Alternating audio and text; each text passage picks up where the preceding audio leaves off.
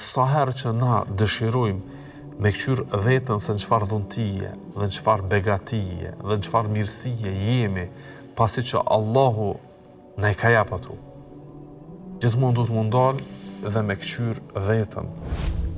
E nëse s'ki mundësi me këqyr vetën, këqyr atë që i ki pas shak, apo atë që i ki pas të afërm, apo atë që i ki pas në gjenerat, apo atë që i ki pas koleg, po që nuk e ka udhëzu Allah azza wa jall.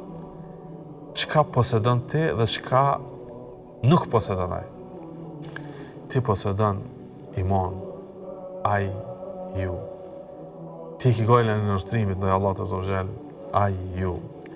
Ti e gojën lirimit të vetës tone nga epshët, po gjithashtu edhe nga zjarri i xhenemit, ai nuk e ka.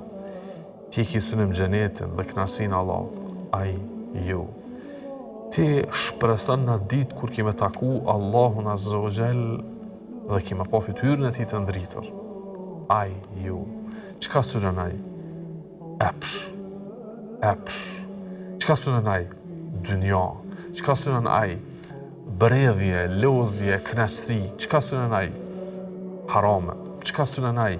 Jetë të natës, shthurje, devijim, prostitucion, drog, krejt që ato ka pas mundësi ju ai për ti me qenë. Apo? Kedhalike kuntum min qablu famanna Allahu alejkum. Allahu po thot, kur të këshyr në dikën, se është në ignorancë, në errësirë.